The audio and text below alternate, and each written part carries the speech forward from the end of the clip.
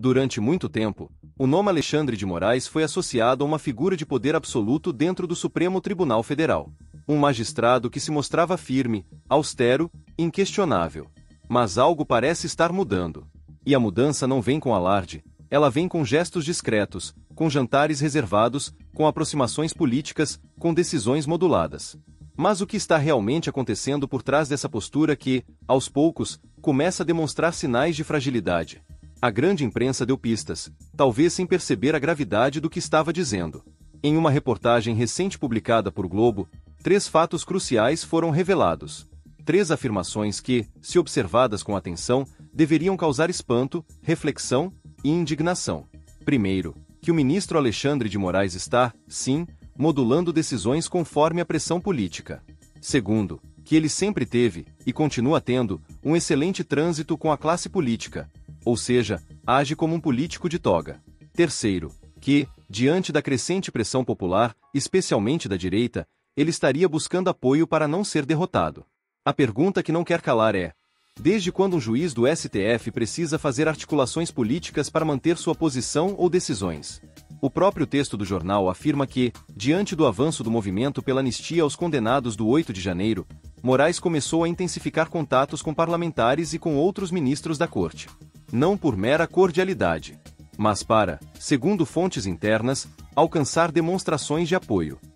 Ou seja, o ministro do STF, cuja missão é zelar pela Constituição e julgar com imparcialidade, estaria buscando respaldo político, como quem antecipa uma possível derrota institucional.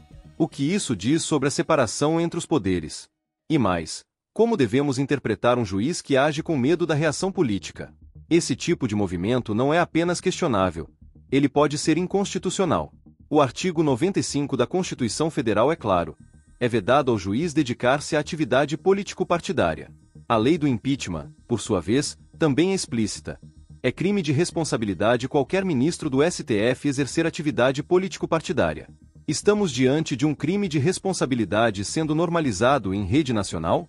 A reportagem vai além. Faz questão de destacar que Alexandre de Moraes sempre foi um homem de diálogo com a classe política. Quem afirma isso? O ex-presidente Michel Temer, o mesmo que indicou Moraes ao Supremo em 2017. Temer relembra com orgulho o histórico político do ministro, secretário no governo de São Paulo com Geraldo Alckmin, ministro da Justiça na sua gestão, e também colaborador da Prefeitura de São Paulo com Gilberto Kassab. O retrato que se pinta não é o de um juiz imparcial, mas de um político de carreira que, agora, ocupa a mais alta corte do país.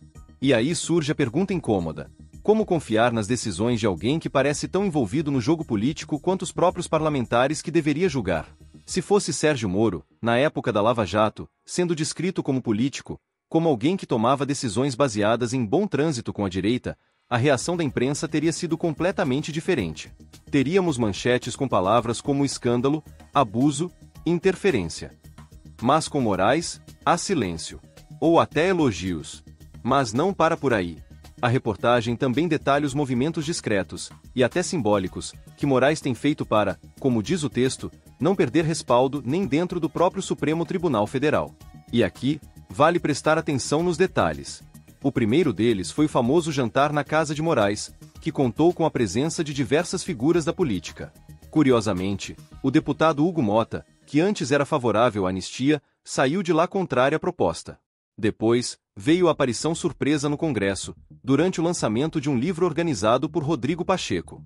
Uma presença simbólica, mas que não passou despercebida. E, em seguida, mais um jantar, desta vez com Michel Temer e Nunes Marques, ministro do STF que costuma divergir de Moraes.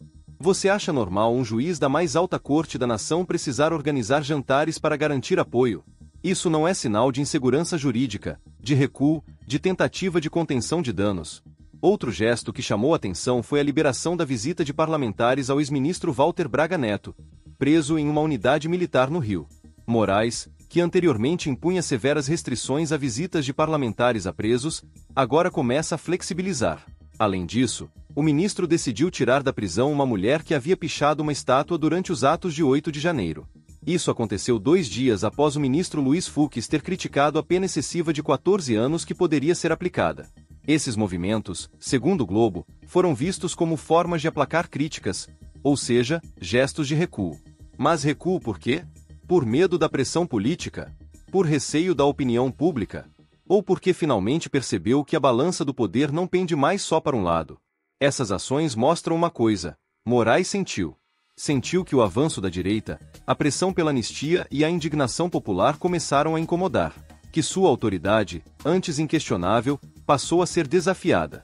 Que o próprio STF, mesmo internamente, começa a questionar os excessos cometidos.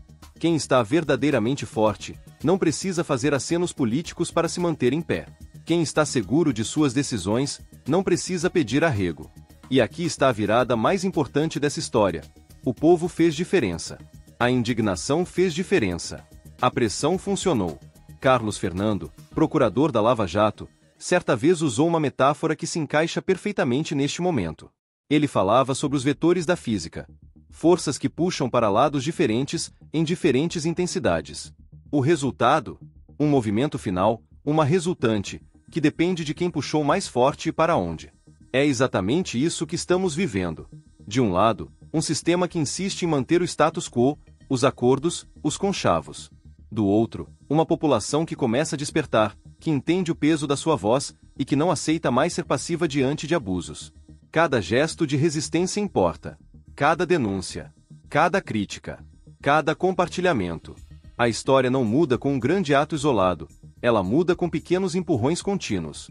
Diante de tudo isso, fica o questionamento final. Vamos continuar assistindo de braços cruzados à politização do judiciário?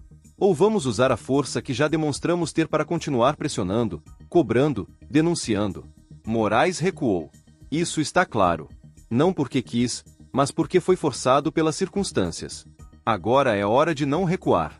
Hora de manter a pressão. Hora de mostrar que há limites, e que o povo está atento. A mudança já começou. Mas para que ela continue, nós precisamos continuar puxando o vetor da história na direção certa.